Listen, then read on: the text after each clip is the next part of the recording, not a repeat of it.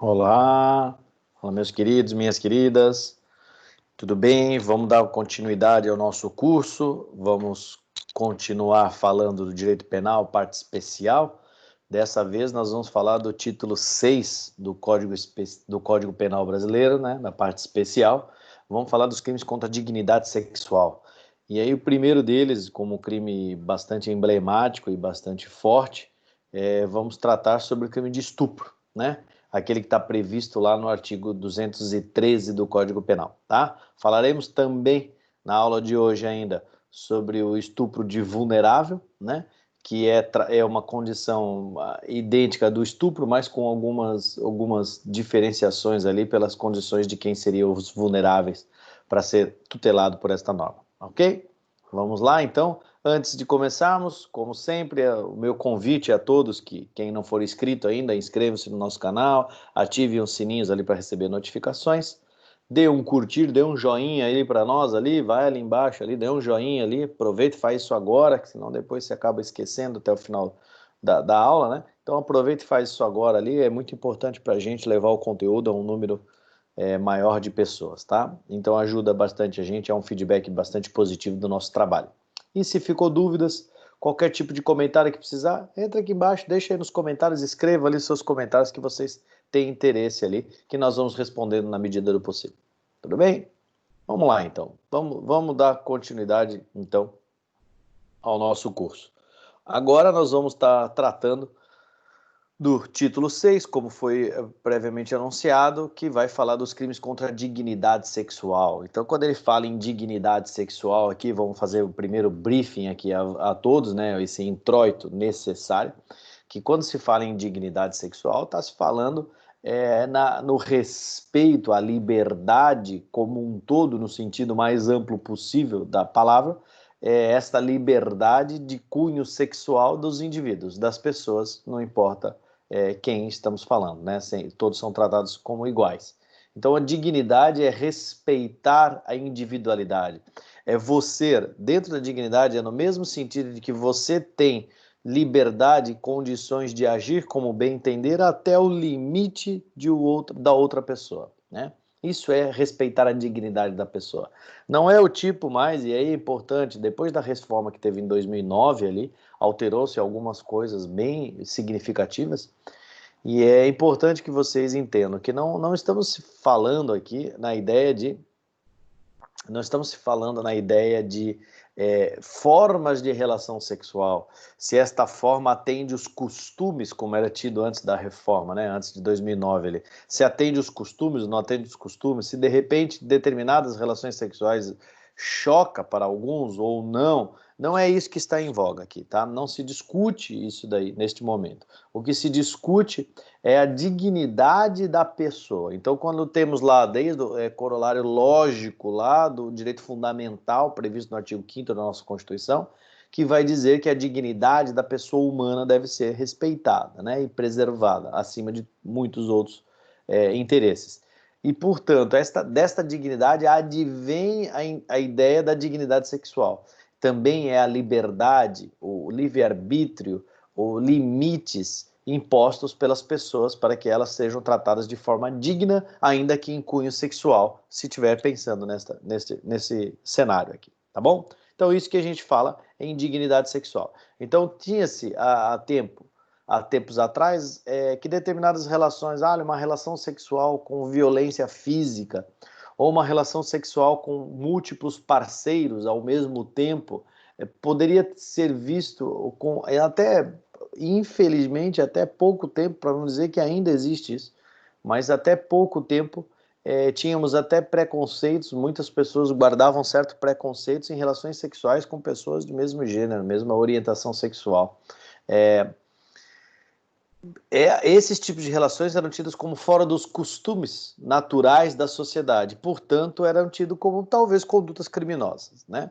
E hoje isso absolutamente cabe, tem espaço na nossa sociedade, né? Hoje nós temos que pensar em condutas sexuais que não atentam contra a dignidade da pessoa.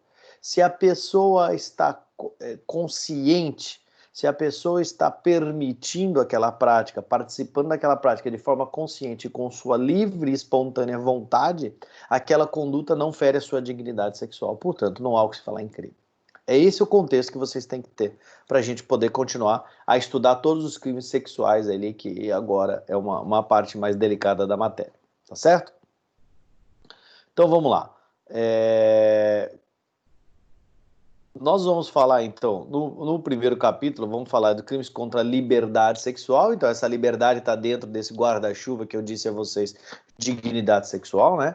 Expliquei que a liberdade é meu direito de opção, meu direito de limites, ou menores ou maiores, à relação sexual, né? De cunho sexual, com a sexualidade envolvida, tá?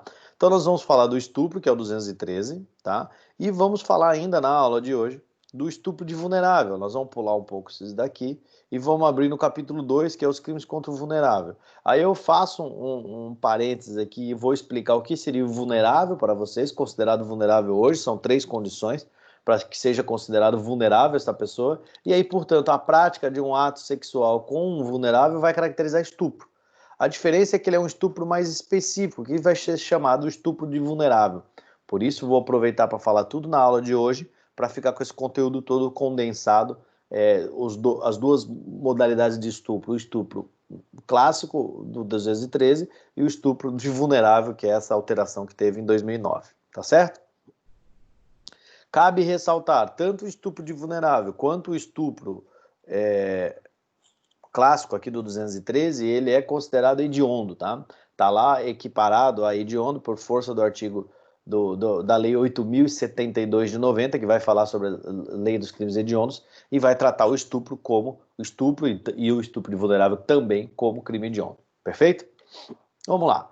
Então, o bem jurídico a gente já visualizou, que é a liberdade sexual, né, a dignidade sexual como um grande gênero, tanto no estupro quanto o estupro de vulnerável, é o mesmo, tá? Sujeitos do delito, então por isso aproveitando para falar na mesma aula, né? Sujeitos do delito. Sujeito ativo desse crime aqui é um crime comum que qualquer um pode cometer esse crime. Tomem cuidado com doutrinas mais antigas, com jurisprudências mais antigas. Especialmente um julgado, uma jurisprudência, quando vocês vão estudar, às vezes acaba vocês estudando ou procurando alguma jurisprudência de 2019, 2020, 2018, que seja, né? Do ano, né, de 2018, 2019, 2020, sei lá, eu estou com uma jurisprudência atual, né, mas cuida, porque às vezes o caso está sendo julgado agora em 2018, sei lá, agora em 2020, né, o caso está sendo julgado em 2020, 2021, só que o fato, o julgamento refere-se a um fato que ocorreu lá em 2007, por exemplo. Não raro temos processos criminais e processos contra a liberdade sexual também se arrastando por muitos anos. Então, não quer dizer que a jurisprudência de agora vai se reportar à legislação atual. Então, toma cuidado para buscar algo com a legislação atual, ok? Então, nós temos um crime comum. Por que disse isso? Porque qualquer pessoa comete esse crime, permitindo o concurso de agentes, tudo igual. Inclusive, tem um parênteses aqui que a gente pode ser feito, que existe a possibilidade agora do aumento de pena do estupro coletivo, né?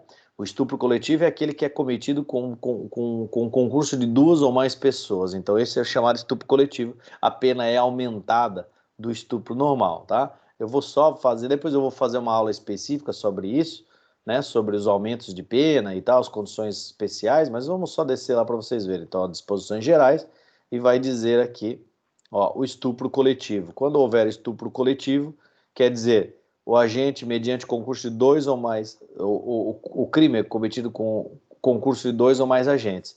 Então, se isso acontecer, ó, vejam, a pena é aumentada, quarta parte, se é cometido com 2 ou mais pessoas. E se for estupro coletivo, tá aqui, ó, de 2 ou mais pessoas, vamos aumentar a pena de 1/3 até 2/3, tá? Então, um estupro coletivo, que é aquele que acontece com concurso de 2 ou mais pessoas, isso só vai servir no estupro, tá? Só vai servir no estupro. Nós temos o aumento de pena de 1/3 a 2/3.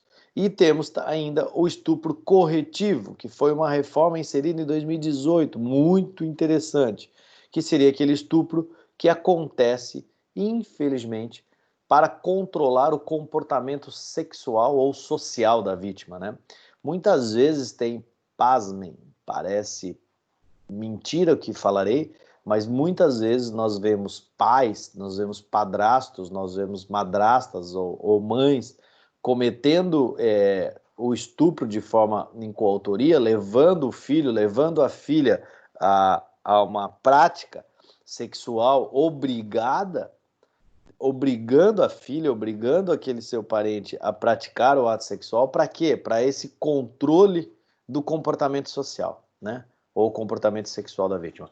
Muitas vezes assim, ó, o menino está lá com seus 15 anos, talvez 16 anos, está ainda em dúvida sobre a sua orientação sexual, se ele está se ele desenvolve gostos por relacionamentos com meninos, com pessoas do mesmo sexo, ou com meninas, e aí muitas vezes o pai não admite isso. Então o que ele faz? Ele vai lá e contrata uma prostituta, obriga o menino a manter a relação sexual com aquela prostituta, para quê? Para corrigir esse comportamento social, comportamento sexual dele, para que ele goste de meninas, porque é assim que tem que ser. E o pai, naquela grosseria, naquela situação aviltante até, acaba obrigando o menino ou a menina nessas condições, tá? Então essa é a figura do estupro corretivo. Então este estupro corretivo, ele vai também ter um aumento de pena de 1/3 a 2/3, tá? Então nós temos o estupro coletivo, com concurso de 2 ou mais pessoas, e o estupro corretivo, aquele que é para controle de comportamento social ou sexual. A finalidade do estupro é esta, se não outra, tá bom? Isso depois a gente vai ler melhor quando falarmos das disposições gerais, né? Vamos fazer uma aula depois específica só de disposições gerais, mas só adiantando a vocês a questão do estupro, porque está dentro da nossa matéria aqui do estupro, ok? Vamos retomar lá, ou então, o 213, vimos o sujeito ativo, vimos a possibilidade de coautoria, vimos a possibilidade de que é um crime comum, qualquer pessoa. E o sujeito passivo também qualquer pessoa, tá? Não exige nenhuma condição especial, nenhuma qualidade, nada para poder ser sujeito passivo do estupro do 213 aqui, perfeito? Antigamente, por que eu fiz aquela ressalva com vocês? Olha, toma cuidado com legislação anterior, julgados anteriores. Porque antigamente se tratava o estupro apenas quando eu tinha relacionamento entre homem e mulher. Hoje não mais isso, hoje não importa se é homem, se é mulher, e não importa tampouco a orientação sexual dessas pessoas, ok? Vejam só, por que se tinha isso, tá? Só para explicar. Porque ele falava aqui, ó, ter conjunção carnal. O que é conjunção carnal? Tá? Já entrando no tipo objetivo, já para que a gente possa compreender. O que é conjunção carnal? Conjunção carnal é a cópula vagínica, né? É o coito vagínico. É a introdução do membro viril masculino na cavidade vagínica feminina. Só isso é conjunção carnal. Nada diferente disso pode ser dito como conjunção carnal, perfeito? Por isso que falava-se que o estupro só era cometido por homem e tendo como vítima a mulher, em face da conjunção carnal, porque só se admitia a conjunção carnal. Hoje não mais. Então não tem mais esse entendimento de que é só conjunção carnal, porque vejam que eles falam em conjunção carnal ou outro ato libidinoso, então aqui ele amplia as possibilidades, né? E então pode ser tanto um homem quanto a mulher, tanto no sujeito ativo quanto no sujeito passivo, não importa. Nem mesmo a orientação sexual, ressalto isso. Vamos lá.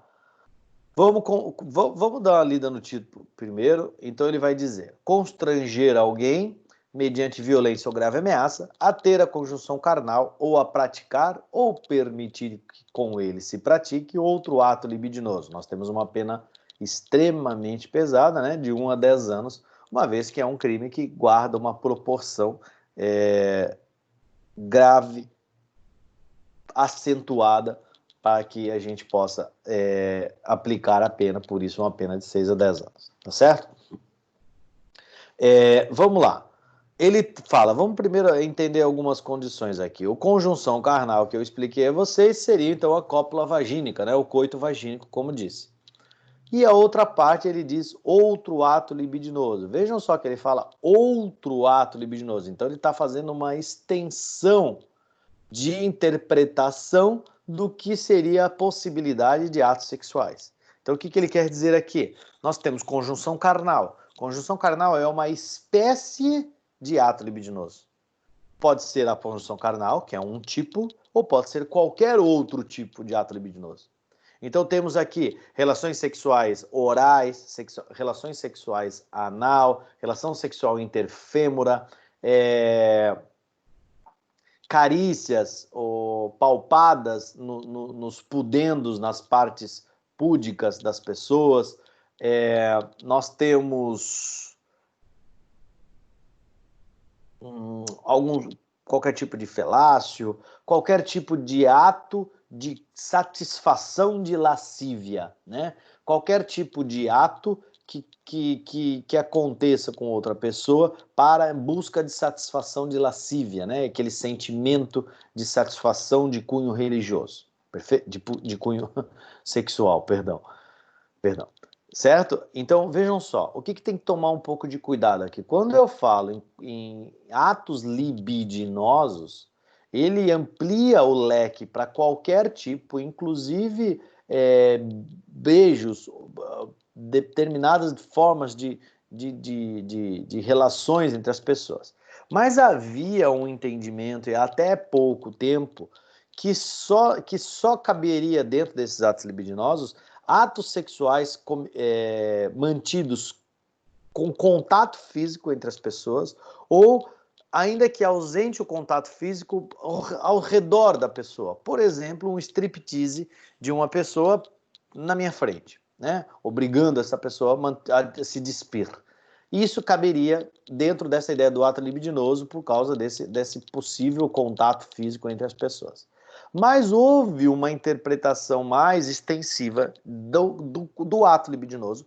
Começou-se a compreender hoje, pelo avanço tecnológico, algumas outras possibilidades de práticas de atos libidinosos sem contato físico. E aí nós temos hoje, como exatamente estou fazendo com vocês, tendo uma aula aqui. Exatamente estou fazendo com vocês, tendo uma aula pelo nosso canal do YouTube, e de repente eu poderia utilizar-me desses avanços tecnológicos, poderia me utilizar dessas ferramentas da internet, redes sociais, grupos de bate-papo, qualquer que seja a forma de aplicativos ou não, né? Salas de bate-papo, chats, videoconferências, hoje na era da videoconferência que nós estamos vivendo aí, atravessando, então não é possível se imaginar que não caiba um estupro por meio tecnológico, né? Então, houve uma decisão, salvo engano, em Fortaleza, que foi entendida desta forma, e talvez foi uma das decisões precursoras, pelo menos que conheço, que começou a empregar esses entendimentos. Que foi um caso de que uma pessoa obrigou a outra a se despir e fazer striptease, se masturbar para ele por meio de uma videoconferência, por meio de um bate-papo, como a gente está fazendo aqui. Né? Claro, ao vivo, né? Foi uma obrigação ao vivo, e ele ali naquela pessoa do outro lado da tela, lá pela internet, se masturbando, se despindo para aquela pessoa que estava ali obrigando a tal. Então, isso foi entendido naqueles casos como sendo um estupro. Tá? O estupro pelo esse meio tecnológico. Então, hoje a gente tem que começar a ampliar a possibilidade de entendermos estupro também nestas condições. Tá certo? Ela é um pouco diferenciada, mas é possível tranquilamente. Então, nós temos qualquer ato libidinoso e nós temos conjunção carnal. Então, vamos lá. O que ele fala? O verbo nuclear. Vejam que ele fala constranger, né? O verbo nuclear é constranger. Vejam que ele guarda muita semelhança, esse tipo penal, com a extorsão, por exemplo. A extorsão nada mais é que constranger alguém mediante violência ou grave ameaça para obter dela uma vantagem econômica. No estupro, é constranger alguém, tá aqui, ó, constranger alguém mediante violência ou grave ameaça, para obter dela um ato de cunho sexual, a prática de um ato sexual, de um ato libidinoso. Isso é estupro. Tá? Então ele é muito igual à extorsão no momento em que o verbo nuclear característico é o constrangimento. Eu vou obrigar a pessoa. De que forma que eu vou obrigá-la? Eu vou obrigá-la mediante a violência. Quando se fala em violência, é vis corporalis, violência física, ou quando a gente fala em grave ameaça, né? Grave ameaça é aquela que é capaz de atemorizar a vítima, levá-la à impossibilidade de resistir, né? Diminuir as chances, as possibilidades de resistência daquelas condutas, tá certo? Então nós temos constranger mediante a violência ou a grave ameaça, certo? Se eu constranger, se eu obrigar a pessoa mediante violência ou grave ameaça, eu estaria subjugando a pessoa, ela passa a ser vítima. E aí, a partir desta condição de ela passar a ser vítima, subjugando-a, obrigando-a, eu faço com que ela seja obrigada a ter conjunção carnal comigo, sujeito ativo do crime, por exemplo, ou ela praticar ou permitir que com ela se pratique qualquer ato libidinoso. Tá? É importante entender que a conduta criminosa, o comportamento da vítima no ato sexual tanto faz se for ele ativo ou passivo. Estou dizendo em comportamento sexual, né? Em conduta sexual. Ou seja, a vítima pode ter um comportamento ativo no ato libidinoso praticado, sob constrangimento, por óbvio, né? Nós estamos falando de estupro. Então, a vítima pode ter um ato ativo.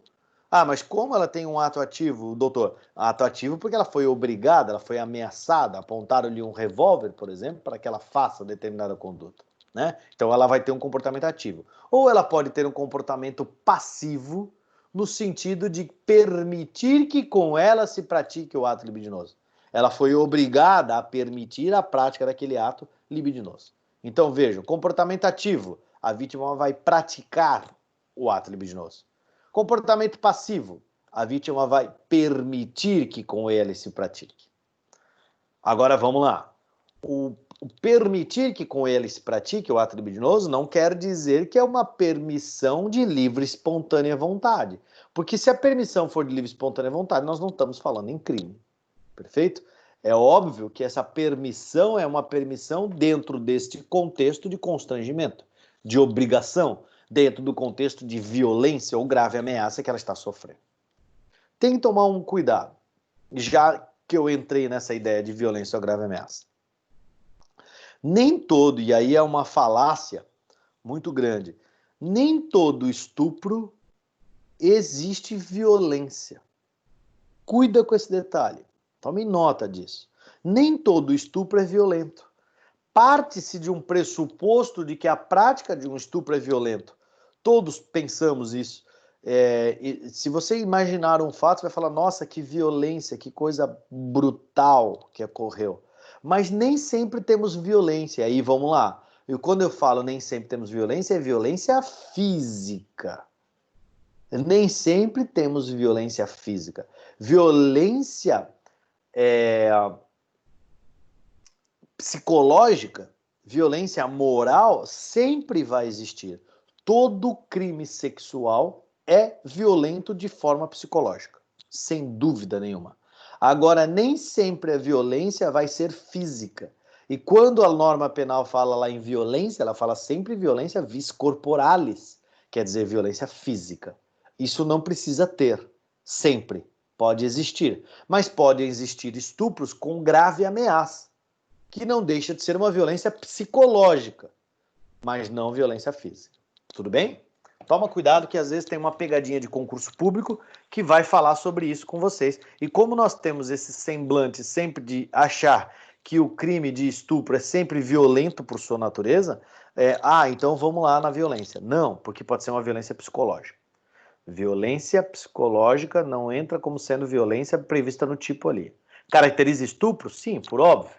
né? Pela grave ameaça. Então vamos imaginar lá, uma pessoa aponta um revólver para a outra e fala, olha, vamos até aquele canto ali, daí vai até um canto mais escuro, um canto ermo, escondidas, e sob a mira do revólver pede para que ela se tire a sua roupa, ela vai se despir, ele empurra ela no chão, sobe sobre o corpo daquela pessoa e mantém com ela uma conjunção carnal, acaricia o corpo dela, mantém algum tipo de relação sexual com ela e foge. Então vamos lá. Houve violência física? Nenhuma violência física.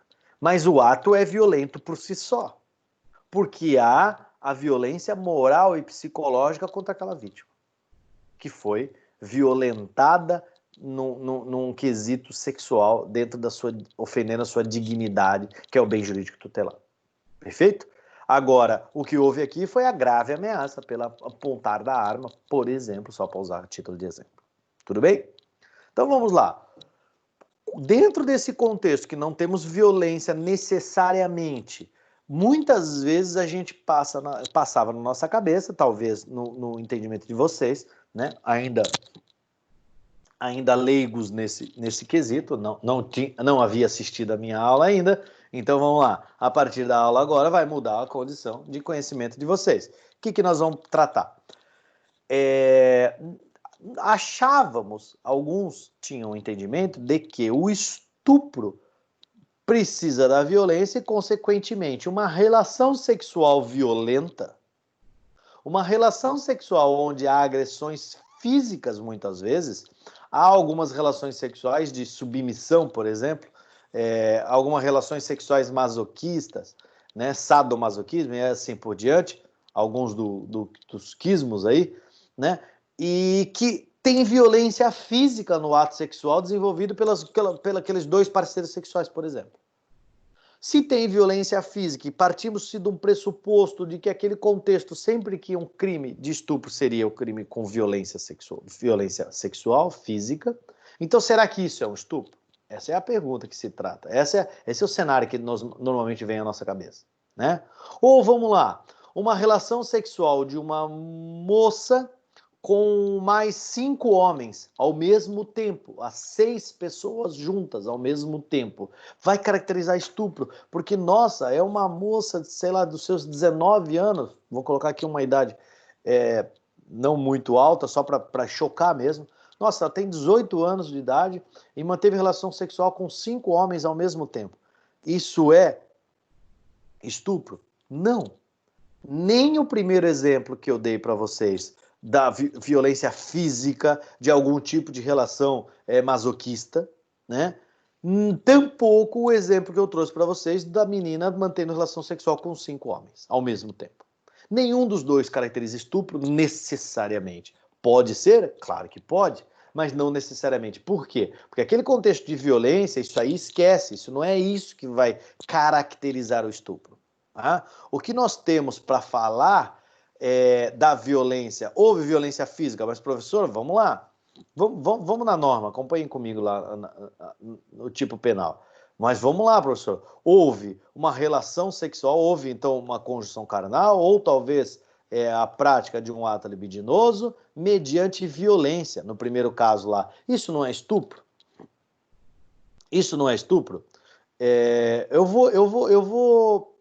vou usar a citar um exemplo, se me permitem, 50 tons de cinza. Né?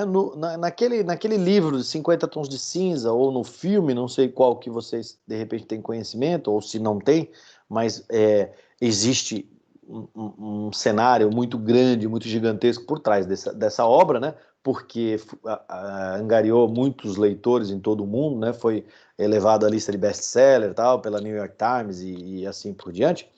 Então, olha lá, vamos pegar, independente do gosto do livro, não estou indicando esta literatura necessariamente. Só estou tentando trazer o exemplo daquele livro, porque é muito conhecido por quase todos. Então, lá existia uma relação do rapaz lá com a moça, que não me lembro o nome agora, existia a relação sexual do rapaz com a moça, e nessas relações sexuais existia uma espécie de submissão, uma forma sexual de que ele empregava violência física na moça. por diversas vezes. O ato sexual partia das violências físicas empregadas naquele ato sexual. Então vamos lá. Aquilo é estupro? Ah, mas doutor, veja bem, há uma relação sexual, a prática de atos libidinosos, a satisfação busca da satisfação da lascívia por meio de violência. Então isso é estupro? Não, de hipótese nenhuma, de maneira alguma. Não é isso que caracteriza o estupro. Vou voltar na norma. Vamos lá comigo, acompanhem comigo. Tem violência? Teve violência, só para usar esse exemplo. Teve a prática de atos libidinosos? Teve. Conjunção carnal? Teve tudo isso. Agora vamos lá. Não tem isso aqui, ó. É esse o ponto principal. Tomem nota. A dica de aula de hoje, a dica de ouro que eu falo para vocês. Olha, fiquem comigo até o final para a dica de ouro. Essa é a dica. Isso é o cerne da problemática do crime sexual que a gente está tratando, do estupro. É o constrangimento. Vejam bem, eu só tenho estupro não pela violência, não pela forma da relação sexual.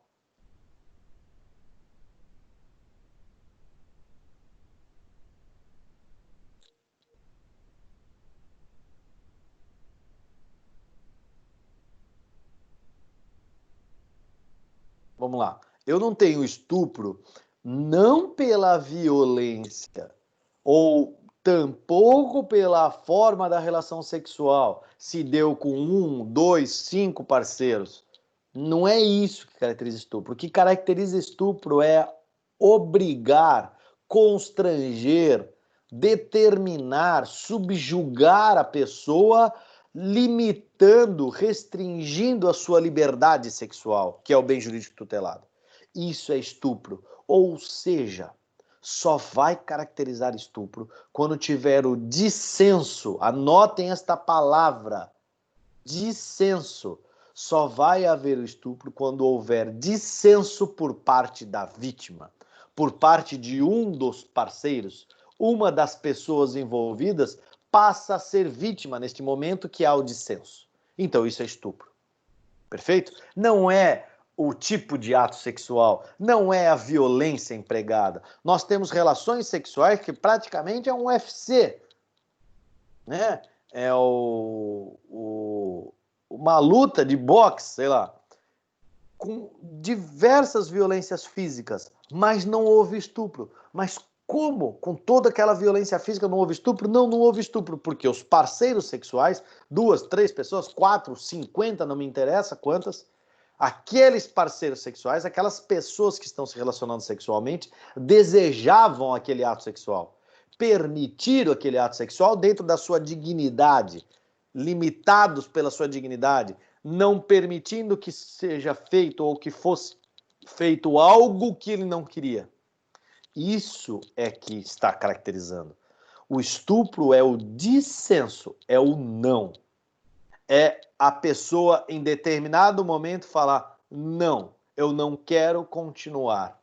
Inclusive cabe estupro, e é importante até na questão da consumação e tentativa, dá um pouco de dificuldade, inclusive cabe estupro no início de ato de cunho sexual, que em determinado momento uma das pessoas diga assim, ó, daqui para frente eu não quero prosseguir. Vamos pegar vamos tentar lembrar, para alguns que já passaram por esta fase, como a minha, e alguns de vocês que estão assistindo, que talvez estão vivendo esta fase. Início de relacionamento, início de vida sexual.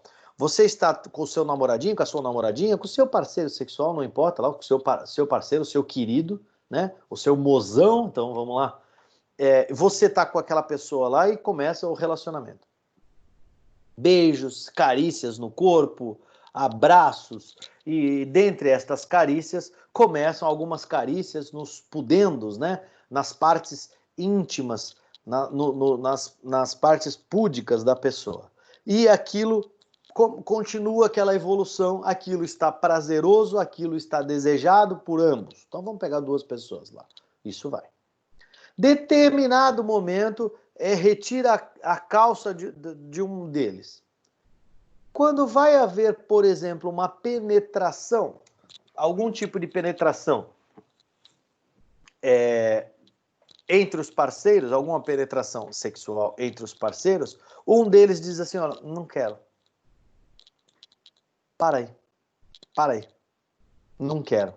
Ah, mas como assim? Não quero. Não quero continuar. Eu quero parar por aqui.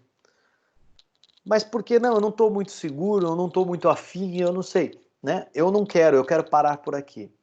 Se continuar, se tiver a obrigatoriedade de continuar, se tiver o constrangimento de obrigando a pessoa a continuar, a partir do ponto do não, é estupro. Antes, não. Antes desta prática, até chegar aqui, foi desejado. A partir daqui, se eu prosseguir, essa é a fase do não. A partir da fase do não, é estupro. Então não pensem sempre o estupro naquela hipótese, é claro que vem sempre à mente, aquela hipótese da moça passando, indo embora do trabalho, de noite, passa na frente de um matagal, de um terreno baldio, e um rapaz pega e empurra ela para o matagal, aponta um revólver, arranca as roupas dela, bate nela e mantém relação sexual. É estupro? Claro, é estupro, isso é estupro. Mas também existe o estupro neste outro exemplo que eu disse para vocês. Há um relacionamento amoroso até certo ponto, naquele ponto ele fala, não quero mais. Inclusive, cabe frisar, e a título de exemplo, se me permitem, uma prostituta é contratada por uma pessoa para manter a relação sexual e há um acordo com a prostituta, olha, a relação vai ser esta. E a prostituta vai dizer, ok, e para isso eu cobro tanto, ok, está aqui o dinheiro e vamos manter essa relação. Mantendo esta relação, aquela pessoa quer fazer algo diferente, diz, eu queria fazer isso. A prostituta fala, não, mas isso eu não faço, isso eu não permito.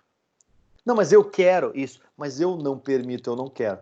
Você não tem querer, cala a boca, você é prostituta. E ameaça ela de causar-lhe um mal, ou agride ela fisicamente e mantém aquele tipo de ato que ela não desejava. Quando ela falou não e foi obrigada a ter o ato que ela não desejava, estupro. Antes não. Antes era uma relação comercial, inclusive. Parece chocante, mas é uma relação comercial como qualquer outra. A partir do não, que eu não quero continuar, que eu não desejo fazer aquele tipo de ato sexual, isso é estupro. Tá certo? Tomem nota com isso, tomem cuidado com isso. É isso que caracteriza estupro. Por quê? Porque nós estamos falando, lembra do beijo jurídico? Nós estamos falando em liberdade sexual. Exemplo clássico que vale a pena. Gabriela, né? O romance Gabriela, que vocês devem ler. No romance Gabriela tem uma parte do romance que diz assim, ó, Coronel Jesuíno, ele chega em casa e fala para a esposa dele diz para a esposa dele e fala assim, ó, tire as suas roupas que eu vou lhe usar. Óbvio que a forma de fala era característico da época. Arranque suas roupas que eu vou lhe usar. E ela não quer, porque ela já estava de olhos no outro rapaz e tal, e não estava mais satisfeita com aquele casamento que ela tinha. E ela não quer. Ela fala, não, mas eu não quero. Ele diz, não quero saber se você não quer, eu vou lhe usar. E ele insiste, e ela insiste também, dizendo que não quer, e ele empurra ela contra a parede, levanta a calça, abaixa a calça dela, ou levanta a saia dela, não sei a roupa que ela vestia, baixa a calça dela e mantém com ela um coito vagínico naquele mesmo ambiente, sem sair para o quarto e tal, salvo engano na sala, mantém e diz assim, agora eu vou te usar que nem bicho, quem manda sou eu. Esse é o Coronel Jesuíno. Isso, vejam, marido e mulher, cônjuges, relação de casamento matrimonial. Para muitos, existe aquela ideia do, entre aspas, pelo amor de Deus, do débito conjugal, né? Da obrigatoriedade da relação sexual dentro do casamento. Mas isso, ainda que com todos os senão, a gente tem que pensar sobre isso, isso não dá o direito da violação à liberdade sexual daquela mulher. Mesmo sendo dentro de um casamento, atentem-se para isso, mesmo sendo dentro de um casamento, é estupro. Se a mulher, por exemplo, no caso do Coronel Jesuíno, eu não lembro o nome dela, se a mulher não quis a relação sexual ou não queria, não desejava a relação sexual, e foi obrigada a ter em face do casamento, isso é estupro, tá certo? É estupro, não tem dúvida disso. Vamos lá. Dito isso, dito todas essas possibilidades, todos esses eventos, e aí eu vou pedir vênia a todos que a aula se estenda um pouco nesse quesito, nessa explicação toda, porque é um crime base para todos os outros crimes sexuais, então eu preciso que seja bem fixado e bem detalhado esse tipo penal, tá certo? Então é por isso só o alongamento nessa explicação. Então vamos lá. Como eu vou, como eu vou comprovar isso? Esse é também o ponto-chave, né? É necessário fazer exame de corpo de delito, doutor, porque todos os crimes que deixam vestígio necessário se faz o corpo de delito, lá por força do artigo 158 do Código de Processo Penal Brasileiro. Perfeito? Não. Neste crime, não. Ele deixa vestígios? Sim. É um crime que deixa vestígios. É passível de perícia? Sim, mas nem sempre a perícia vai resolver. Entendam comigo. Quando eu tiver um ato libidinoso diverso da conjunção carnal, por exemplo, carícias no corpo de uma pessoa, obrigação daquela pessoa a masturbar-se, striptease, relação sexual oral e tantos outros exemplos de atos libidinosos que eu poderia trazer para vocês, se eu fizer perícia naquela vítima, a perícia vai atestar o quê? Nada. A perícia não consegue trazer para nós uma certeza de que houve atos libidinosos não desejados.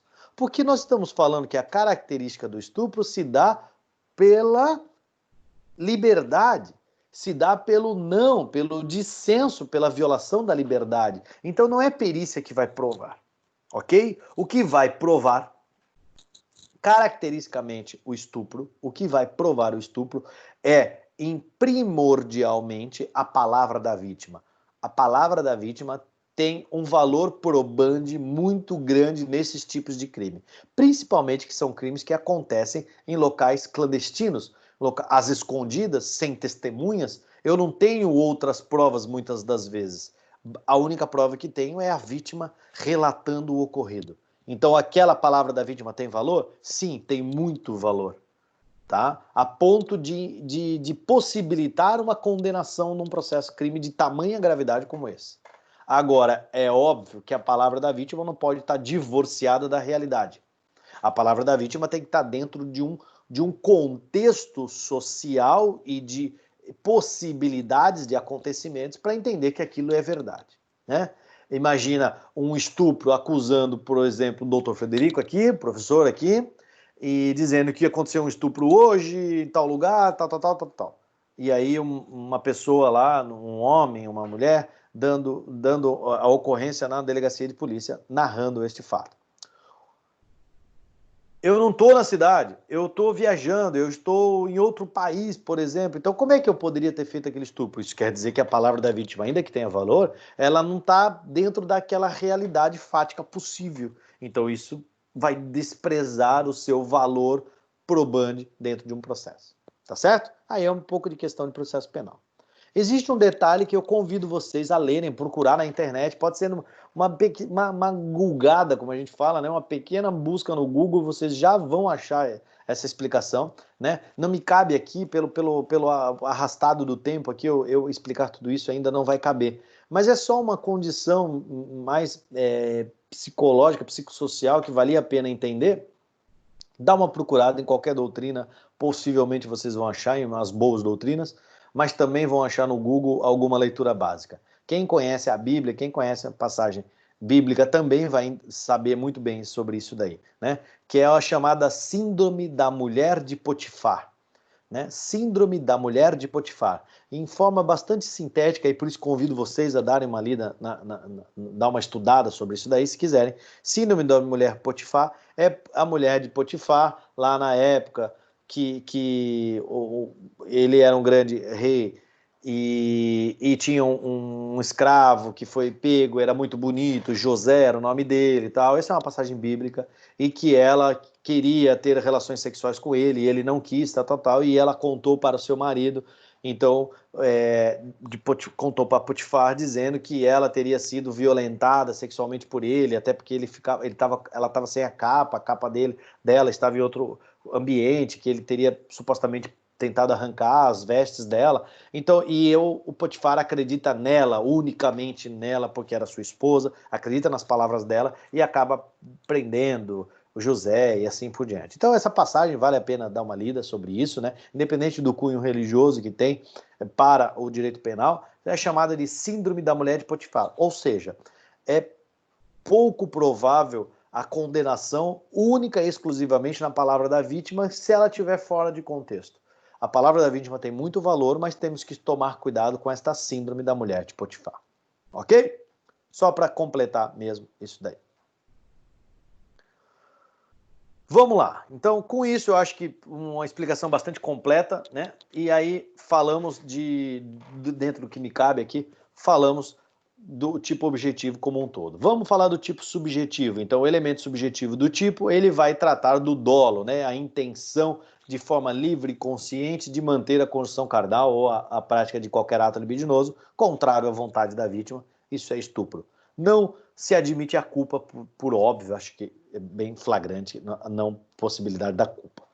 Consumação e tentativa, quando se vai consumar o delito, né? Tem que tomar um pouquinho de cuidado, só é bem rapidinho a explicação, mas tomar um pouquinho de cuidado com a consumação e tentativa. Esse é um crime material, ele vai se consumar com a produção do resultado naturalístico. Qual é o resultado? O resultado é a prática do ato libidinoso como um todo, né? A construção carnal ou qualquer outro ato. Então tem que cuidar no seguinte: admite-se tentativa? Sim, perfeitamente admite-se tentativa. A tentativa vai ocorrer quando ele tenta, ele constrange a vítima, o sujeito ativo constrange a vítima, tenta com ela manter qualquer ato libidinoso e é impedido por circunstâncias alheias à sua vontade, né? Ele não consegue ter sequer um único ato libidinoso com a vítima. Isso é tentativa. Agora, se a intenção, lembre-se da teoria finalista de Welzel que nós trabalhamos no nosso ordenamento jurídico. Cuida. Se o fim da conduta é a cópula vagínica, por exemplo, é a conjunção carnal, ele arrebata a vítima, ele aponta o seu revólver, arranca as vestes, acaricia o corpo da vítima, mantém uma relação sexual oral, e quando ele vai iniciar a penetração do coito vagínico, a penetração sexual pelo coito vagínico, escuta algum barulho, alguém interrompe e ele sai correndo e foge. Não teve o coito vagínico, que era o fim da conduta, mas teve outros atos libidinosos antecedentes àquele coito vagínico. Posso dizer que houve tentativa nesse caso? Não, em hipótese nenhuma, porque já teve a prática de algum ato libidinoso. Lembrem-se que o tipo penal fala praticar a conjunção carnal ou outro ato libidinoso. Então, nos permite a consumação com o resultado. E um dos resultados é os atos libidinosos. Portanto, neste caso, consumada a conduta. Perfeito? Ainda que o intento final dele fosse outro. Impotência sexual, por exemplo. Impotência sexual torna, vamos fazer só uma brincadeira, torna o crime impossível, aqui artigo 17, em hipótese nenhuma, por favor, né? A ausência de orgasmo, a ausência de ejaculação, torna a conduta tentativa ou o crime impossível em hipótese nenhuma. Basta para consumar a ocorrência do resultado naturalístico, qual seja a prática de qualquer ato libidinoso. Ok? Então a tentativa só seria possível quando eu inicio o constrangimento, consigo o constrangimento à vítima e não consigo qualquer tipo de ato libidinoso, por circunstâncias alheias à vontade. Aí falamos em tentativa de estupro. Ok? Vamos aos parágrafos, então. Parágrafo 1º, o que ele vai falar? Parágrafo 1º, ele vai tratar sobre se da conduta resulta, então veja a conduta, o estupro, veja que ele fala da conduta, é muito feliz essa redação. Então, se da conduta do crime de estupro, do fato, a conduta empregada pelo sujeito ativo. Se da conduta resulta lesão corporal de natureza grave, ou, lembra a natureza grave é lá do 129, parágrafo 1º do Código Penal, aquilo é natureza grave, parágrafo 1º e parágrafo 2º, grave, gravíssima, né? Então, remeto vocês àquela explicação. Tem no meu canal essa aula, inclusive. Então, vamos lá. Se da conduta resulta em lesão corporal grave, ou se a vítima é menor de 18 anos ou maior de 14. Então, nós temos a pena agravada, que vai de 8 a 12 anos. Tudo crime hediondo, tá? Não esquecem disso. Desde o caput, que é a figura simples do estupro, ao estupro qualificado, que é o parágrafo 1º e parágrafo 2º. Então, se resultar lesão grave, ou se a vítima for menor de 18 anos e maior de 14, então naquele espaço entre 14 e 18, completou 14 e ainda não completou 18, nós temos um estupro qualificado.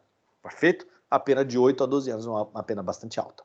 Vejam, 12 anos é a pena de um homicídio qualificado, teria uma ideia. O elemento subjetivo desse aqui é o préter-dolo, lembram? Quando eu tenho a conduta antecedente, que é dolosa, no caso o estupro, e o resultado deste estupro, a lesão grave.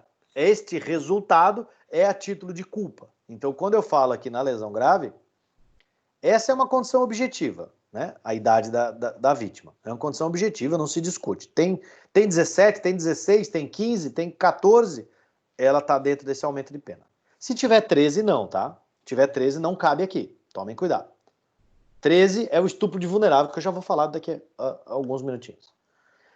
Lesão grave. Se resulta em lesão grave, então aqui o elemento subjetivo é o préter-dolo. Dolo na primeira conduta, no antecedente, e culpa na consequente. Culpa no resultado. Lembre-se disso, né? Olha só, pode ser um exemplo assim, ó. Ao pegar a pessoa, o sujeito ativo pega a pessoa com muita violência, joga a pessoa no chão, pula em cima dela para arrancar as roupas dela e manter a relação sexual. Nesse contexto, acaba por quebrar o braço dela no momento que ela caiu. Então, por quebrar o braço dela no momento que ela caiu, e ela ficou impossibilitada de trabalhar por mais de 30 dias, né, das suas ocupações habituais. Isso seria uma lesão grave, caracterizada por culpa dentro do nosso tipo penal aqui, né, dentro do nosso contexto de culpa, tá certo? Nós temos também ainda a possibilidade, se tiver um outro exemplo, a possibilidade de lesão grave aqui seria um aborto. De repente a moça estava grávida e por força da violência sexual, daquele trauma tal, ela acabou abortando, então é por culpa, vai responder também por culpa aqui, tá? Eventualmente, se tiver lesão grave por dolo, aí pode concorrer em concursos de crime, concurso formal, concurso material, depende do análise que nós fizemos. E no parágrafo 2º, então, para encerrar o estupro aqui, no parágrafo 2º ele vai falar em resultado morte, né? Se resultar em morte, a conduta resultar a morte, a pena é de 12 a 30. É a mesma pena do homicídio qualificado, a mesma pena. E também crime hediondo, a exemplo do homicídio qualificado. Então, se da conduta resultar em morte, vejam só, resultou em morte, pode ser pela violência, pelas condições que aconteceu o estupro, ela acabou morrendo. Então, se ela acabou morrendo, nós temos o estupro com o resultado morte. Essa morte, ela é resultado qualificador do fato da conduta do estupro ali, ok? Acho que bem tranquilo. Mesma análise que eu fiz aqui na lesão corporal grave, vai servir no resultado morte. Préter-dolo, tudo igual, tá bom? Só uma última ressalva. Vítima entre 14 e 18 anos. Se ela tiver mais que 18 anos, é o caput do artigo. Se a vítima tiver menos de 14 anos, aí não é o estupro do 213. Aí nós vamos lá para acabamos aqui o 213, nós vamos lá para o 217A. Acompanhem comigo.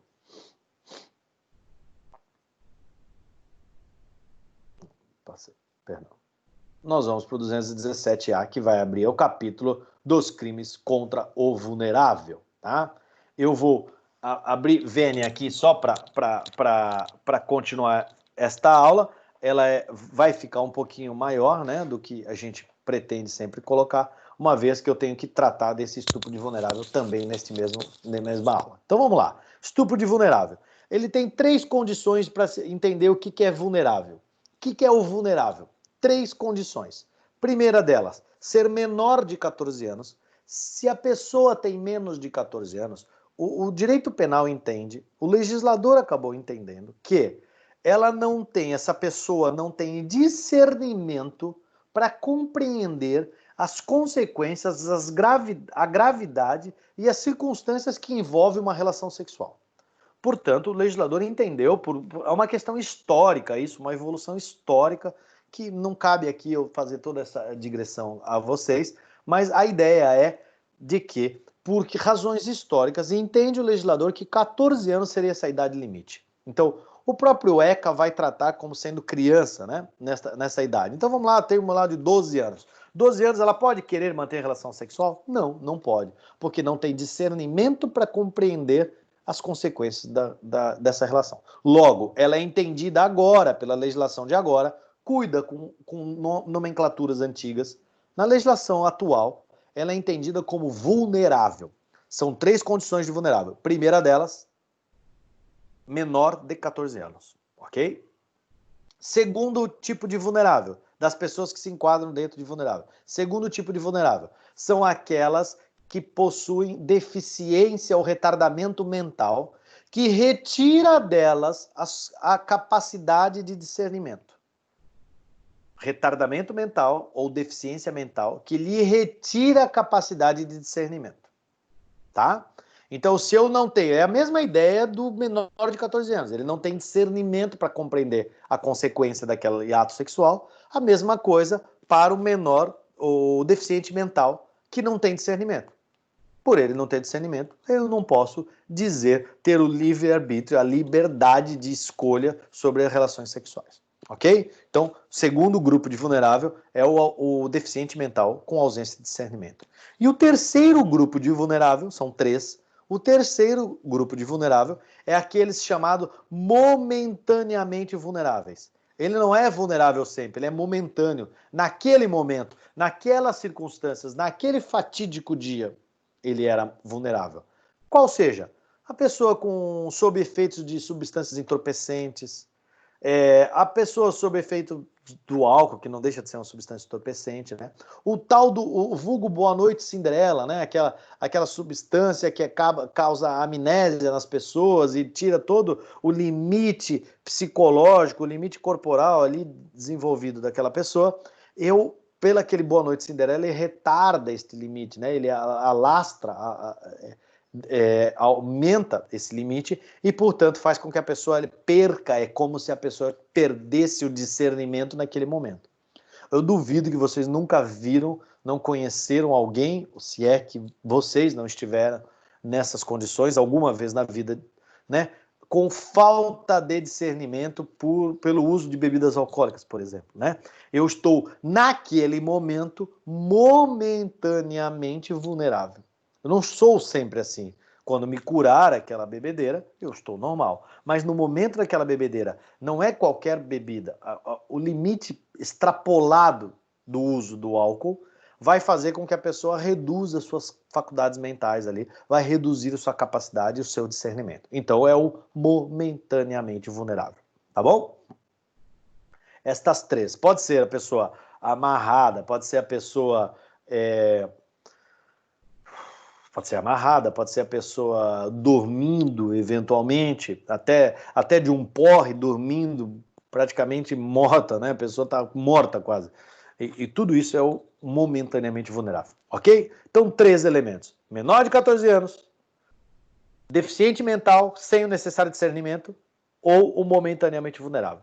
Nestas 3 hipóteses, e aí tomem nota comigo, nestas 3 hipóteses, qualquer pessoa que mantiver relação sexual com uma pessoa dentro destas 3 grupos que eu disse para vocês, dentro destas 3 hipóteses de vulnerável, menor de 14 anos, deficiente mental sem discernimento ou momentaneamente vulnerável, se eu mantiver relação sexual com qualquer uma dessas 3, mesmo que, e aí olha a ressalva, toma nota disso, mesmo que a vítima, entre aspas, que essa outra pessoa deseje a relação sexual, ela deseja o ato, ela quer, a pessoa de 13 anos, eu quero manter a relação sexual, eu amo aquele rapaz ou aquela menina, eu quero manter a relação sexual. Não pode. Por quê? É uma condição objetiva na legislação. Se ela mantiver a relação sexual com esta pessoa, ela vai estar caracterizando-se o estupro. Por quê? Aí é o chamado estupro de vulnerável. Quando vocês colocarem numa prova, num concurso público, inclusive, tem que pôr estupro de vulnerável. É diferente do estupro. O estupro é lá do 213. Estupro vulnerável é do 217A, né? Artigo 217A do Código Penal. Então, estupro de vulnerável. Por quê? Porque a pessoa estava dentro daqueles 3 grupos entendidos como vulneráveis e proibidos, portanto, de manterem relações sexuais. Vejam que para ser esse crime não precisa do constrangimento. Por isso que eu falei, mesmo a vítima querendo. Não precisa do constrangimento, não precisa da violência na grave ameaça. Essa violência e grave ameaça ela é característica lá do estupro. Do vulnerável basta o ato sexual. Teve o ato sexual, consumou o delito do estupro de vulnerável. Olha lá, eu vou lá na legislação agora com vocês. Vamos tratar aqui. Estupro de vulnerável. Primeiro, onde está o conceito dos 3 grupos que eu mostrei para vocês? Está na leitura. Olha aqui. Ter conjunção carnal ou praticar ato libidinoso com menor de 14 anos. Esse é o primeiro grupo do vulnerável. Segundo grupo do vulnerável.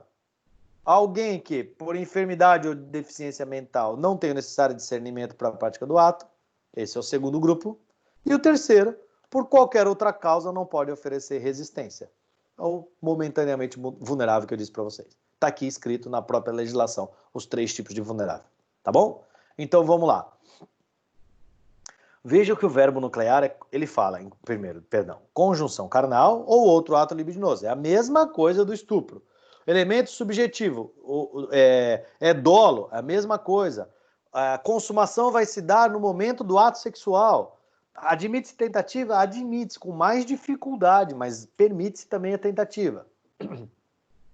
E bem jurídico mesmo, dignidade sexual, sujeito do delito, sujeito ativo, qualquer pessoa, crime comum, igual. O sujeito passivo só é que eu vou ter diferenciado. Qual é o sujeito passivo? É o vulnerável. Não é qualquer um, é só o vulnerável. E lembrando que o vulnerável, né, como eu já adiantei a vocês, o vulnerável ele tem 3 tipos aqui. Quais são os 3 tipos? Menor de 14 anos, deficiente mental sem o necessário discernimento, ou o que não pode oferecer resistência, o momentâneo, tá? Então, o sujeito passivo é o vulnerável. Podem tratar assim. Qual é a condição especial que exige para o sujeito passivo? Ser vulnerável, tá?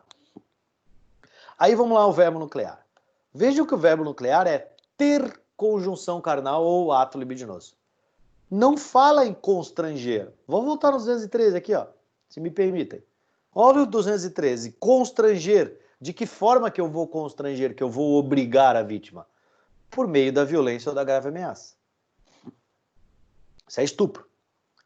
Estupro de vulnerável. Ter ou praticar o ato libidinoso. Só. Ele não exige violência ou grave ameaça. Ele não exige constrangimento por parte da vítima. Por que não? Porque, como eu disse para vocês, a vítima sendo vulnerável, parte-se do pressuposto de que é constrangida a tal.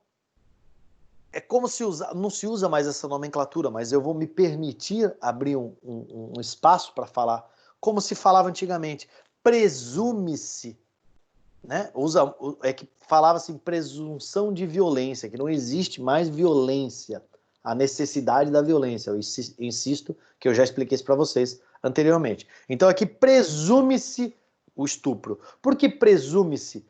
Por que caracteriza o estupro? Porque se presume que a vítima não consentiu com aquela prática. Houve constrangimento.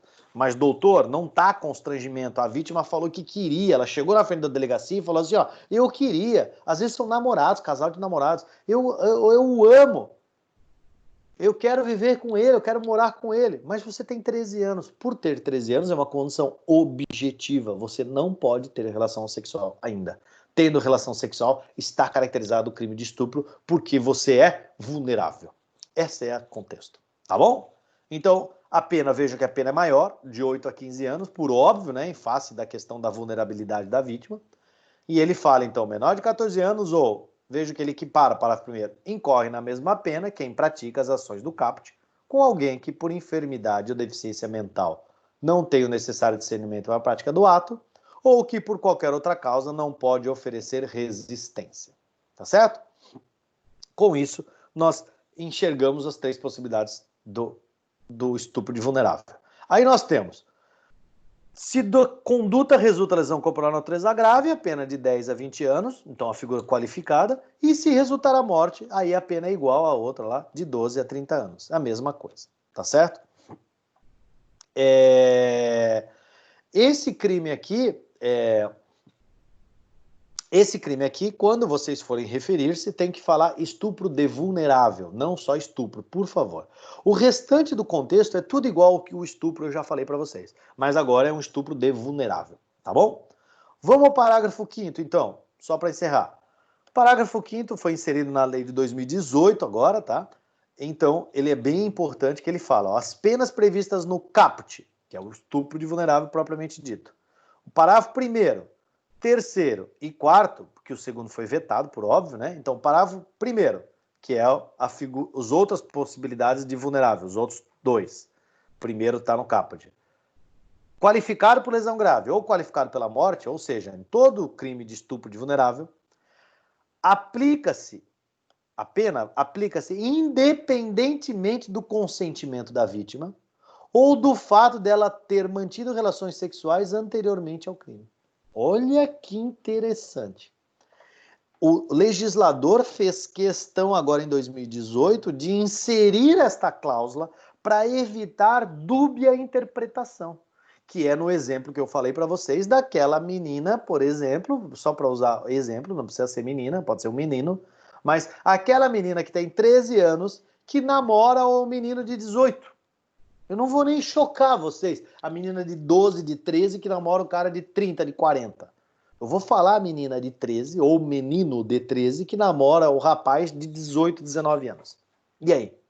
Os dois se amam. Os dois rapazes ou as duas meninas, ou um rapaz e uma menina, não interessa. Se amam. Estão namorando, estão com consentimento muitas vezes da família, né? Às vezes assim, ó, tem nos cantões aí do nosso país, no interior, é muito, não que nas capitais, nas cidades grandes não tenham, nas metrópoles, mas no interior é extremamente comum, tá? O namoro do rapaz de 18 a 19 anos com a menina, por exemplo, de 13 anos, namorando em casa, na frente dos pais, com consentimento dos pais, da família, tudo bonitinho. Eles se amam. Não tem absolutamente nada de errado. E já mantém relações sexuais. Talvez não com consentimento da família nesse ponto, mas às escondidas, mas já mantém relação sexual. E aí, isso pode? Não, isso é estupro. Estupro de vulnerável. Atentem-se para isso. Olha só. O que o legislador quis? Ah, mas vai dar dúbia a interpretação. O legislador vem aqui e classifica claramente no parágrafo 5º. Aplica-se a pena, então esse é crime, independente do consentimento da vítima. Vamos primeiro aqui. Independente do consentimento da vítima, mesmo que ela permitiu, mesmo que ela queria relação sexual. É estupro. Segundo ponto, do fato dela ter mantido relação sexual anteriormente. Aí nós vamos pegar, infelizmente, para tristeza nossa, para a gente chorar mesmo, tem meninas se prostituindo com 9, 10 anos de idade já. Então, a pessoa mantém uma relação sexual com aquela menina, por exemplo, não precisa ser menina, insisto, pode ser menino, porque também tem muitos meninos nessa condição de prostituição infantil. Então vamos lá, aquela criança com 12 anos se prostituindo e a pessoa vai lá e mantém relação sexual com ela. Aí vem e diz, sim, não é estupro, porque ela já era sexualmente ativa, ela já era experiente sexualmente, inclusive, por ser prostituto ou prostituta. Deixa de ser crime? Não, em hipótese nenhuma. E para evitar dúbia interpretação, o legislador ficou claro com isso. O fato dela ter mantido relações sexuais anteriormente não isenta o crime. Tá? Este exemplo é um dos graves exemplos de pedofilia. A prática de relação sexual com crianças. Né? é uma das modalidades dos exemplos de pedofilia que a gente vê. Tá? Então, assim, há grandes ações das polícias, louvável ação da polícia, que prende as pessoas envolvidas com pedofilia. Um dos exemplos de pedofilia é o estupro de vulnerável que nós acabamos de assistir aqui. Tá certo? Então, com isso, nós temos algumas condições diferenciadas em aumento de pena por ser vulnerável, vocês viram aqui. Nós temos a necessidade de não ter constrangimento, basta ter a relação sexual. E nós temos ainda uma questão de ação penal que vai alterar um pouco a questão de ser vulnerável. Mas isso eu vou deixar para a aula apropriada, uma aula posterior, que eu vou gravar só as disposições gerais, que vai falar sobre ação penal e assim por diante, que vai estar aqui, essas disposições gerais aqui, que seria o capítulo 4, tá? Aí depois eu falo na aula apropriada, convido vocês a assistirem às próximas aulas, que vai continuar essa matéria aqui. Tudo bem? Então, ficamos hoje com o crime de estupro, ficamos com o estupro de vulnerável, certo? Gostaram da aula? Peço perdão por a aula ter sido um pouco maior, mas é uma aula extremamente complicada, tá? Peço que dê um curtir na nossa aula, curta aí, compartilhe o nosso canal, né? Vamos levar esse conhecimento para todos. E eu ainda vou fazer só uma última ressalva, aquela chamada dica de ouro, só um contexto para vocês entenderem. Esse parágrafo, não deixem de curtir o nosso canal. Vamos lá.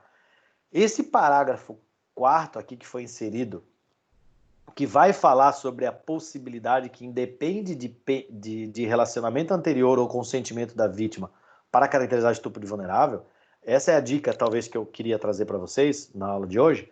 Ela é aplicável, ele só existiu esse parágrafo porque havia muitas interpretações diversas durante os casos reais que nós vemos na jurisprudência. Vocês vão encontrar, se vocês procurarem, jurisprudências de juízes, decisões de juízes de primeiro grau, jurisprudências de tribunais estaduais, até mesmo do STJ, relativizando essa condição de ser menor de 14 anos, por exemplo, quando a vítima mantinha uma relação já de namoro com a pessoa, que é aquele exemplo que eu disse para vocês, que às vezes acontece em alguns cantos do Brasil. Então vamos lá, a menina tem 13 anos, por exemplo, o menino tem 18, 19, já namoram em casa com consentimento. Então há algumas decisões de primeiro grau e alguns juízes relativizando, olha, vejam, nesse caso, não é o que a norma buscou tutelar, que é aquela proteção à liberdade individual. A norma não buscou tutelar isso, então afasta-se isso, não se aplica o estupro, uma vez que a vítima desejava e tinha bastante consciência já disso, né? Então, em face dessa relativização de alguns casos reais, que existem realmente ainda, desses dois nesse sentido, o legislador veio e inseriu em 2018 esse parágrafo. Para quê? Para botar uma pá de cal e dizer não se permite interpretação diferente. Agora, como vai ficar isso? Vai haver decisões que violam, de repente, a regra contida no parágrafo do artigo 217? Possivelmente sim. É passível de reforma? E aí vai depender de cada caso, de cada análise. Tá bom? Convido vocês a procurarem a jurisprudência, procurarem alguns casos desses, que acho que vale a pena essa complementação de estudo. Tudo bem, queridos? Obrigado. Ficamos por aqui, então. Convido vocês para assistir as aulas passadas e as próximas aulas. Acompanhem comigo o nosso curso aí. Grande abraço e até a próxima.